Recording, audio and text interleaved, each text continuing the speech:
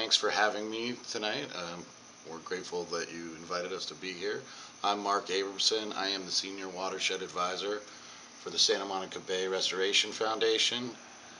And I've been working on the Malibu Lagoon Restoration Project since 1997. First with Heal the Bay for 10 years, later with the Santa Monica Baykeeper for about 3 years, and now with the Santa Monica Bay Restoration Foundation. I just wanted to give you guys a brief update, kind of maybe a refresher of what's going on at the lagoon. We appreciate your continued support on the project. So just briefly, the restoration elements are what was decided by all the stakeholders, including West LA and Santa Monica Audubon. The goals of the project were, one, and most importantly I think, to improve the tidal circulation and the circulation overall of the lagoon, both in an open and closed condition. Two, we wanted to get rid of the historic fill, right? They've been filling the lagoon since the 20s, 30s. By the 1970s, it was baseball fields, and we removed some of the fill in 1983 when they did the original restoration at state parks, but there's still a large remnant of historic fill, which includes some things that we don't want to leave on the site: asphalt, concrete, telephone poles, creosote, things that are impairing the soils there.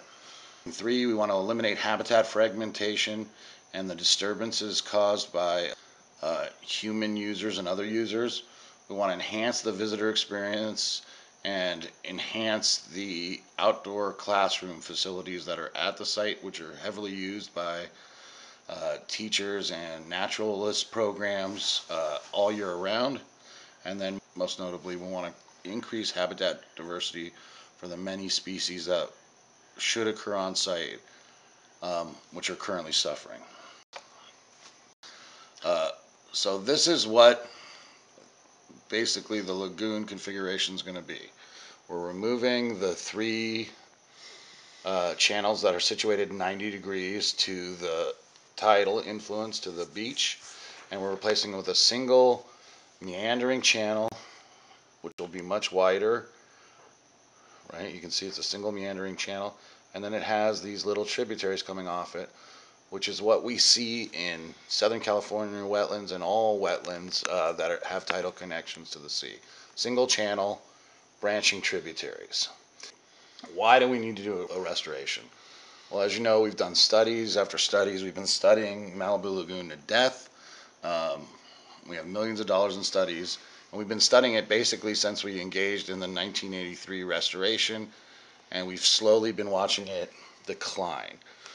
It has poor circulation, and that's due mainly to the channel configuration. The 90 degrees channel situated against the tide. So when the tide comes in, it literally has to make a hard left-hand turn, a 90-degree left-hand turn, to get into our three channels. Those channels are narrow. And those channels even converge upon each other, muting the tide and making even the circulation worse there. We have low species richness and diversity for almost all our organisms there. That's benthic invertebrates, the bugs that live in the bottom there, fish, the clams, the bivalves, and snails, crustaceans, crabs. All of those things are very low species diversity when you compare them to other wetlands. Even wetlands that are not really considered in good health, Malibu Lagoon performs even worse than those wetlands. Malibu Lagoon is listed as impaired status by the Environmental Protection Agency and the Regional Water Quality Control Board for benthic invertebrates. Which are the bugs that live on the bottom. There's a shellfish consumption warning or listing where the shellfish are polluted and shouldn't be eaten. We also have very low diversity of shellfish, oysters, clams, mussels. It has super high nutrients, and it suffers from eutrophication. These are listings that have to be fixed. The lagoon suffers from dead zones. We have areas with low to no dissolved oxygen and don't support fish or other species. We have large amounts of invasive and non-native or inappropriate vegetation on the site, which were either planted incorrectly during the 1983 restoration or have invaded the site from other areas. And then we have serious problem with habitat fragmentation and disturbance to existing wildlife. There's the bridges that run and basically bisect the middle of the lagoon or cut it in half, and it causes disturbance, and we don't see those kind of shire species of birds or other animals near those features, near the bridge features that currently exist. So we're going to improve that situation. We are changing the location of the trail. As I said, we're removing the 3 bridges that currently cut across the 3 channels that are situated 90 degrees to the main lagoon. And we're creating a 3 trail system that'll go along the back perimeter, along the existing emergency access lifeguard road, with outdoor classroom features and interpretive features for the recreational users. And then we have what we call Surfers Expressway that allows people who just want to go straight to the beach to be unimpeded by the outdoor classrooms or the other visitors that are using the slower recreational or educational resources. That trail, by the way, is only 145 feet longer than it was previously, and there's been a lot of turmoil or misinformation about that trail system. But again, it's only 145 feet longer. It's about 5 round trips from your couch to your refrigerator. When I talk about the habitat fragmentation and the circulation issues, so one of our main issues, besides the 90-degree channels that we already discussed, are these bridge pinch points where you can see 1, 2, 3. Each of the channels has its own bridge on it. They left these large fill islands to connect the bridges so the bridges wouldn't have to be so long when they did the 1983 restoration, and these all have the soils and asphalts and concretes and other stuff that the Department of Transportation's and later called Caltrans placed in the lagoon from the 20s on. These pinch points do 2 things. One is they don't allow tide to get in there. They don't allow the circulation and the tide to get in there because you can see they're much narrower, causes the tide to slow down there. It also deposits sediments right where it slows down. So we get these big sediment deposits which are slowly, but at about an inch per year, filling in our lagoon system. So if we do nothing, this whole lagoon system will fill in. The other problem with these bridges is the prevailing winds comes from the colony, basically, and blows out and up towards the creek. So the wind is blowing basically northeast from the colony up towards the creek. And what happens is these bridges interrupt that wind, as do these islands, and the new configuration with single channels will allow a long continuous stretch of water that the wind can blow over and create increased waves. So when the lagoon is closed, it's called wind fetch. When the lagoon is closed, we'll get much longer wind fetch, much better wave creation, and much better circulation during a closed condition. Right now we have almost 0 circulation during a closed condition. The existing channels, you can see, are very small, narrow. They're also very steep, what we consider steep in the wetland business. The new channels are going to be much wider and much less steep, right? So more shallowly sloped. And what that does is it allows us to get more diverse habitat. So there's transition zones for, we'll have low marsh, mid, high marsh, and high marsh habitats, where right now we only have one type of habitat up top, which is basically either low marsh or upland.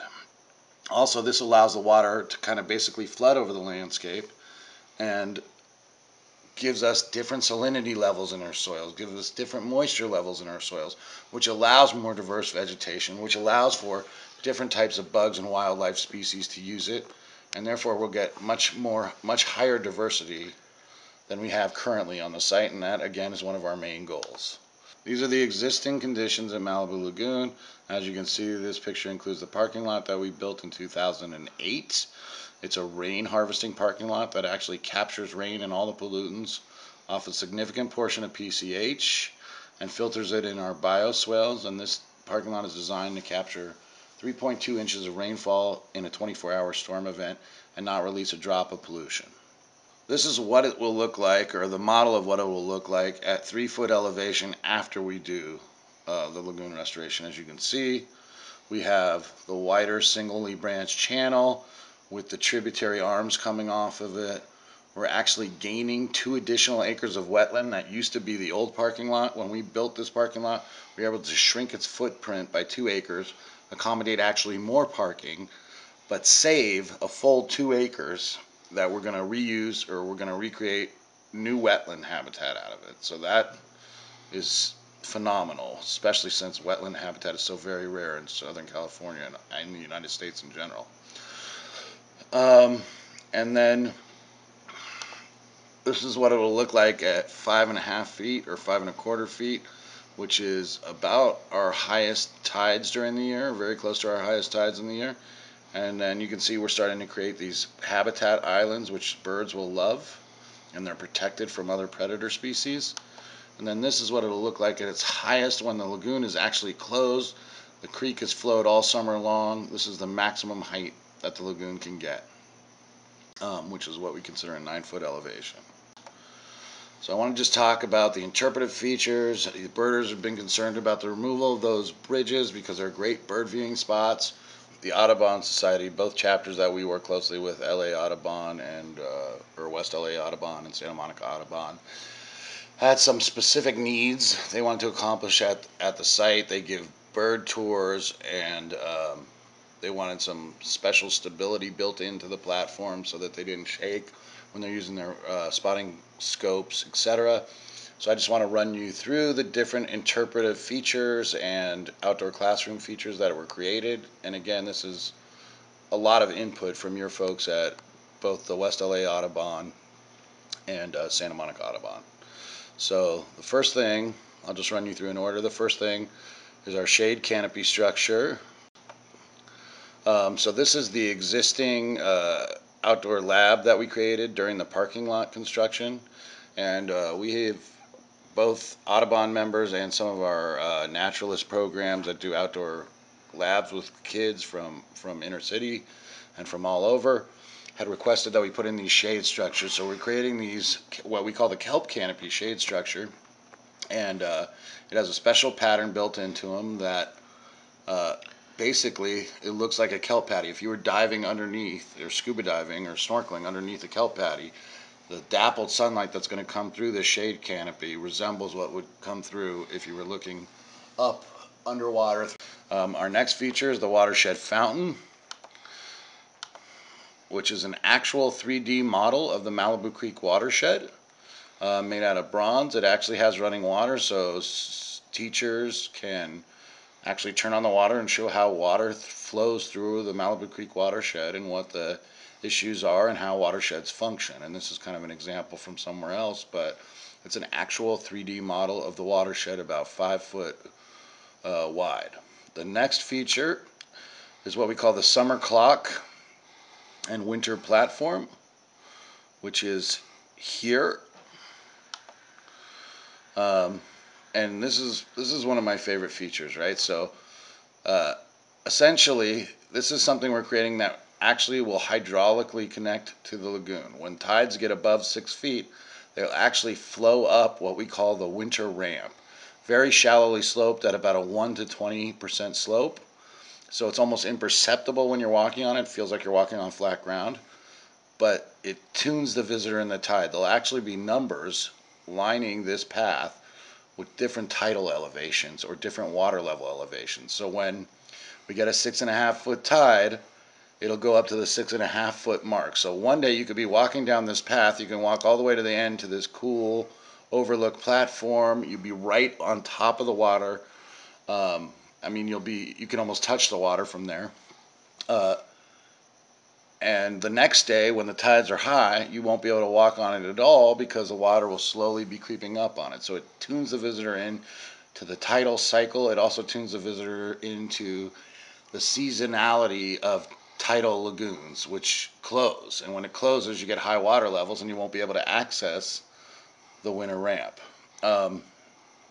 Also in this, you can see the 3-path system. So we have the lower path, which is the winter ramp I just discussed. We have the upper path, which is when the winter ramp is full, you're going to be taking the upper path. And then we have what's called the Surfers Expressway. So if you don't want to get stuck behind the birders and the educational programs, you can just take the Surfers Expressway and roll straight out to the beach unimpeded.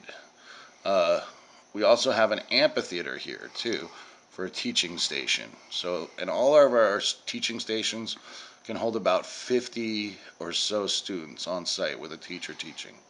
The next feature is the bird blind. Bird blind's created out of stainless steel cables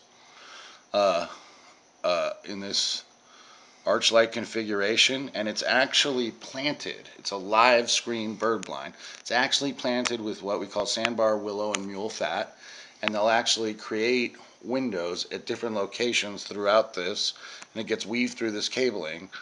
And so it's a completely natural looking structure. It's not prone to graffiti because it's live vegetation, and the birds will not be impacted by it at all because, again, it's natural vegetation. And about 50 to 75 students will be able to look through different windows at different views to view the birds.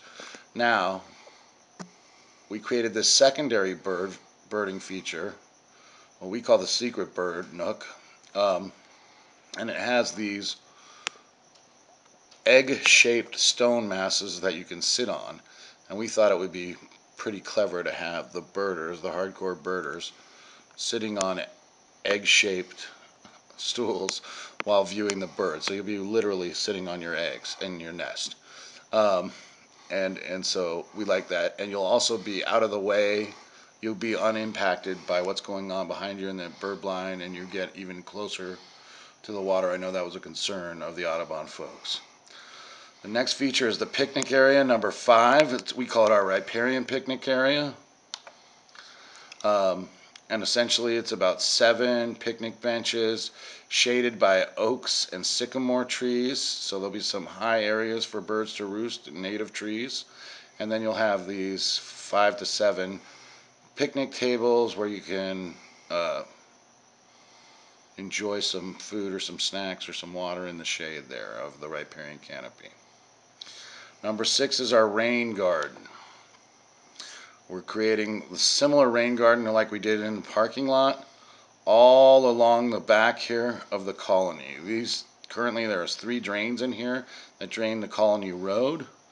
Again, one of our high priorities is we don't want any water pollution coming onto our property and getting into the lagoon, so we're creating this rain garden that will capture, treat, and filter all the water up to a 50-year storm event, 8 inches in 24 hours, which is a huge storm, as you know, and allow it to soak back into the ground and be filtered naturally by the vegetation that we put in there. The observation platform is located here. It faces southeast, and it's at a 13-foot elevation, so you'll be standing there. You'll have a great look all the way out of the lagoon. And again, the lagoon's going to be much lower now. The vegetation types are going to be much lower. So there's going to be vista views from every one of these overlook nooks that will look out, and you'll be able to see the ocean all the way through the lagoon to the ocean from each of these nooks because of the more wetland type vegetation that will be going in as opposed to some of the other types of vegetation that we have now. And then finally, we have the Watershed Overlook. The Watershed Overlook is here, number 7. It actually cantilevers over the water again, close views of the water, even closer than the current views of the bridges, which is one of the issues that the birders and some other people, including myself, expressed. And this one will allow you to look back up through the watershed, look back to the and see most, or if not all, of the whole river mouth estuary, and will provide you great views. Again, it's elevated at about 11 feet, I believe, and will give you just incredible views of the lagoon in and of itself. So we've created some significant bird features. All of these overlooks are built on top of soils and are stable. They're not like the old bridges that have a shake to them and a bounce to them. I know one of the considerations that Audubon has is they preferred a more stable platform so it didn't mess with their spotting scopes when they were looking. All of our platforms, all of our overlook sites do incorporate that feature. Resource protection measures. People have been saying we're going to kill every living organism in the lagoon when we go in there and do this work. I just want to show you all the cautions we're taking. Pre-construction resource surveys and monitoring. We're monitoring for everything and have monitored for everything. We have to go in and do specific surveys for birds and fish 30 days before for birds, and then again 3 days before for birds, the day before for fish, so that we can make sure we're impacting nothing when we do our project. And then we're going to relocate, then we have to isolate the work area from the main lagoon. So we're building a berm so that all the work we're doing will be done in the dry. It will not connect to the main lagoon, so it cannot, or the river mouth estuary, and therefore it cannot impact the river mouth estuary. We're relocating fish, other mammals that are in the work site to outside of the work site to the main river mouth estuary area and out of our work area. We're spending almost $2 million on a water filtration and treatment plant that will not only treat the water that's coming from the lagoon, it'll disinfect the water, so the water that we're collecting that's already in the lagoon that would naturally go out to the beach or naturally go into the main lagoon channel, we're filtering it because we know we have the opportunity or the likelihood of when we're pumping water to be sucking it from adjacent septic systems. So we're filtering it and we're disinfecting it, so the water we're putting back will be cleaner than the water that's currently in there. And it will not impact wildlife, and it will not impact recreational users, which again, surfers were one of our main user groups, just like the birders were. We're collecting native seed from this property, from Baiona wetlands, and from Malibu Lagoon that will be planted back on this site. We're also doing a major plant salvage effort before we remove any vegetation or before we do any grading. We're going to remove existing healthy vegetation from the site that will be taken off-site, grown throughout the project, and then replanted back on the site when we are done. There will be biological, archaeological, and water quality monitors on site during all construction. We're going to maintain beach access to the public at all times. These are all required in our permits, and these are just all the precautions that we're taking to make sure that this project does not damage wildlife, does not impact recreational users, especially surfers and swimmers, and that there's still continued beach access. This is the Lagoon Restoration Working Group list. These are the people, including Audubon, that helped us create the goals of this project and the design for this project. They were all involved. It was 88 stakeholders in all, and they unanimously approved the goals and the concept of this project.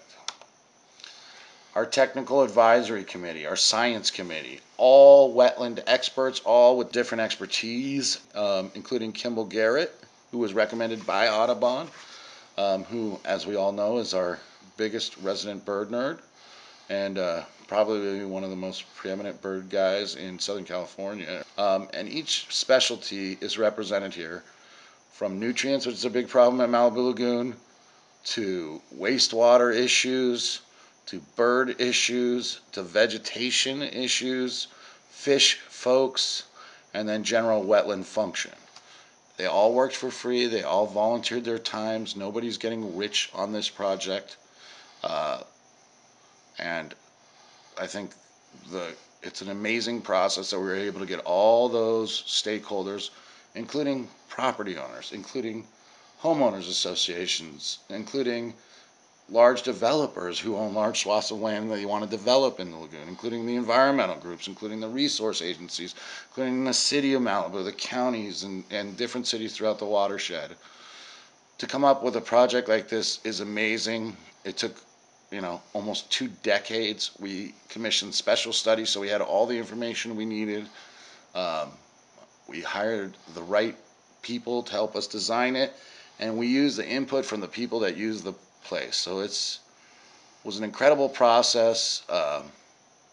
We're happy that it's finally moving forward. We appreciate your continued support, and I'm happy to answer any questions. I know it went a little bit longer than we thought, but I'll stick around. I'll answer any questions you want.